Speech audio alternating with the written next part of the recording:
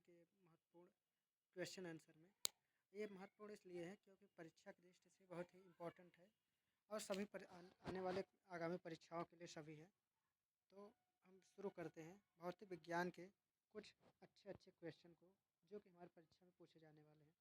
पहला क्वेश्चन है,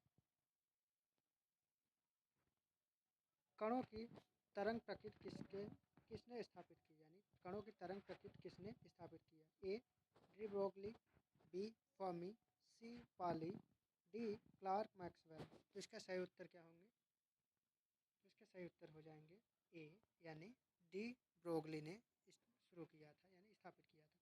इनके बारे में समझते हैं। डी ब्रोगली सिद्धांत क्या होता है? कणों की तरंग प्रकृति की परिकल्पना डी ब्रोगली द्वारा स्थापित की गई है, जिसे डी ब्रोगली सिद्धांत के रूप में भी जाना जाता है। इस सिद्धांत के अनुसार सभी पदार्थों में तरंगों जैसी प्रवृत्ति होती है और उनकी तरंग दैर्ध्य उनके आवेग के व्युत्क्रमानुपाती तथा आवृत्ति उसकी गतिज ऊर्जा के समानुपाती होती है। अन्य शब्दों में, इलेक्ट्रॉन तरंग की प्रकृति या तरंग की भांति व्यवहार करता है और इसकी तरंग दैर्ध्य को गतिज ऊर्जा से नियंत्रित कर सकते हैं। दूसरा क्वेश्चन देखते हैं। दूसरा है, चुंबकीय चालक घनत्व की इकाई क्या है? चुंबकीय चालक घनत्व की इकाई क्या होती है? ए न्यूटन, बी टेस्ला, सी अर्ग, डी वेबर। तो इसका सही उत्तर क्या हो जाएगा? तो इसका सही उत्तर हो जाएगा आपका ऑप्शन नंबर बी, यानी टेस्ला होता है। इसके बारे में हम समझते हैं क्या है। चुंबकीय चालक घनत्व का मात्रक टेस्ला प्रतीक टी होता है। अर्ग सीजीएस पद्धति के अंतर्गत ऊर्जा का मात्रक है। सीजीएस पद्धति में अर्ग है। न्यूटन बल का मात्रक है। 1 किलोग्राम के पिंड को 1 मीटर प्रति सेकेंड गति से त्वरित करने के लिए आवश्यक बल की मात्रा को 1 न्यूटन कहा जाता है। वेबर चुंबकीय फ्लक्स का एसआई पद्धति में मात्रक होता है, यानी चुंबकीय फ्लक्स का जो मात्रक होता है वह वेबर होता है। एक टेस्ला बराबर होता है 1 वेबर प्रति मिनट स्क्वायर होता है, प्रति मीटर स्क्वायर होता है। तीसरा क्वेश्चन है, एम्पियर मात्रक है। एम्पियर किसका मात्रक है? ए चुंबकीय क्षेत्र का, बी विद्युत आवेश का, सी प्रकाश तीव्रता का, डी वैद्युत धारा का। इसका सही उत्तर क्या हो जाएगा? तो इसका सही उत्तर हो जाएगा ऑप्शन नंबर डी, विद्युत धारा का है। एम्पियर विद्युत धारा का मात्रक होता है। आइए इसके बारे में जानते हैं। आवेश प्रवाह की दर को विद्युत धारा कहते हैं। इसका मात्रक एम्पियर है। 1 कूलाम प्रति सेकेंड की दर से प्रवाहित विद्युत आवेश को 1 एम्पियर धारा कहेंगे। ठीक। द्रवों का घनत्व मापने के लिए किस उपकरण का उपयोग किया जा सकता है? तो द्रवों का घनत्व किससे मापा जाता है? ए एनीमोमीटर, बी वेबोमीटर, सी यूडियोमीटर, डी पिक्नोमीटर। तो इसका सही उत्तर क्या हो जाएगा? तो इसका सही उत्तर हो जाएगा ऑप्शन नंबर डी, पिक्नोमीटर होता है, यानी द्रवों का घनत्व मापने के लिए। तो इसके बारे में समझते हैं क्या होता है। यानी एनीमोमीटर वायु का वेग मापता है।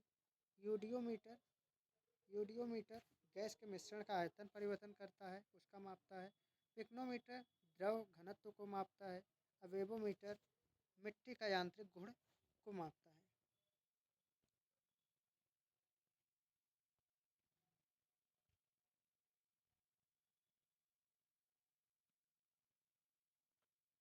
शक्ति की भौतिक मात्रा की विमा है। शक्ति की भौतिक मात्रा का विमा क्या है?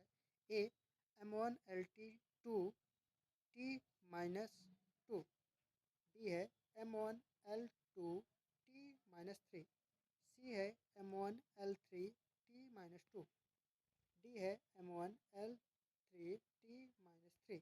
तो इसका सही उत्तर क्या हो जाएगा? तो इसका हो जाएगा option number B, m1L2 L2T-3।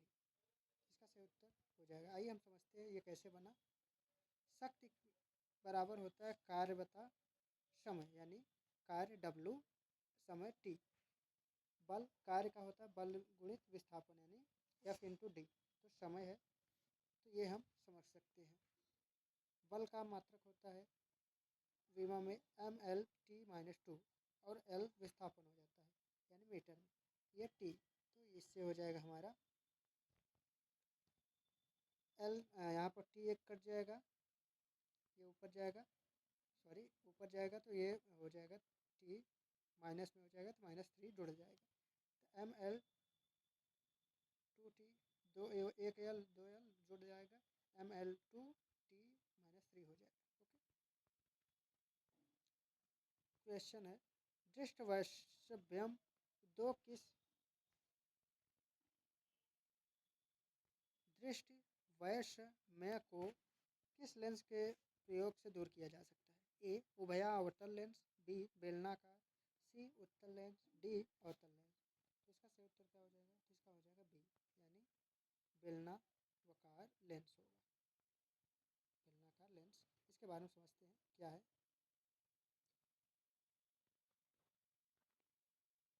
कि आँख के कार्निया में लेंस के अनियमित आकार से दृष्टवैषम्य असिस्टगमेटिक उत्पन्न होता है। यह दोष नेत्र में क्षैतिज या ऊर्ध्वाधर वक्रता में अंतर आ जाने के कारण उत्पन्न होता है। इसमें नेत्र क्षैतिज दिशा में या में तो ठीक देख पाता है, परंतु ऊर्ध्वाधर दिशा में नहीं देख पाता, या फिर नेत्र ऊर्ध्व दिशा में ठीक देख पाता है परंतु क्षैतिज दिशा में नहीं देख पाता। इसको दूर करने के लिए बेलनाकार लेंस का प्रयोग किया जाता है। फ्रैंक विटलर द्वारा निम्न में से किसका आविष्कार किया था? तो फ्रैंक विटलर द्वारा निम्न में से किसका आविष्कार किया था? ए विद्युत चुंबकत्व, बी बेंजीन तरल गैस और ऑप्टिकल ग्लास, सी विद्युत प्रवाह प्रेरण, डी जेट इंजन। तो इसका सही उत्तर क्या होगा?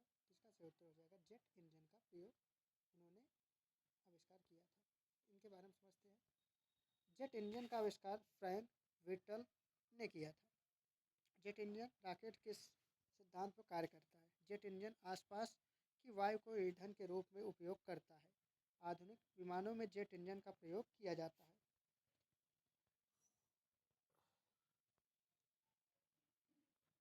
दांतों की कथित या दांतों की वर्धित इनलार्ज छवि को देखने के लिए दंत चिकित्सकों द्वारा का उपयोग किया जाता है। ए अवतल दर्पण, बी उत्तल दर्पण, सी बाइफोकल दर्पण, डी सादा दर्पण। इसका सही उत्तर क्या होगा? इसका हो जाएगा आपका option number A, option number A यानी अवतल दर्पण। इसके बारे में समझते हैं क्या है।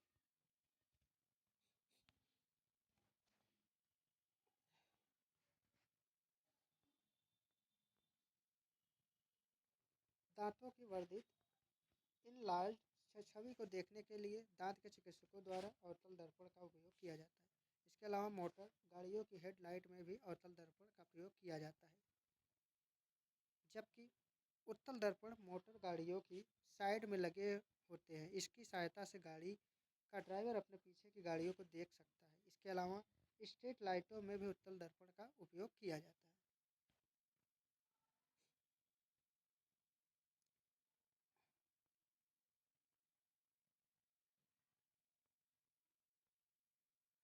भारतीय वैज्ञानिक एवं भौतिक विज्ञान के प्रोफेसर ने संगीत के प्रति अपने गहरे प्यार के कारण वर्ष 1921 में लंदन की रॉयल सोसाइटी के समक्ष तार के संगीत उपकरणों के सिद्धांत पर शोध पत्र प्रस्तुत किया था। कौन?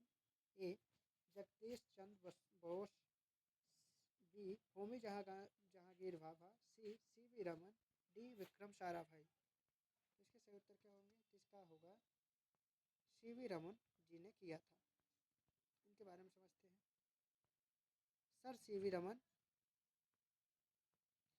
सर सी वी रमन ने 1921 में लंदन के रॉयल सोसाइटी के समक्ष तार के संगीत उपकरणों के सिद्धांत पर आधारित अपना शोध पत्र प्रस्तुत किया था। ध्वनि के कंपन और कार्यों पर भी इनके अल्प समय तक कार्य किया था। प्रकाश के प्रकीर्णन पर उत्कृष्ट कार्य के लिए इन्हें 1930 में नोबेल पुरस्कार भारतीय या भौतिक प्रदान किया गया था। इसी खोज के उपलक्ष्य में 28 फरवरी को राष्ट्रीय विज्ञान दिवस के रूप में मनाया जाता है।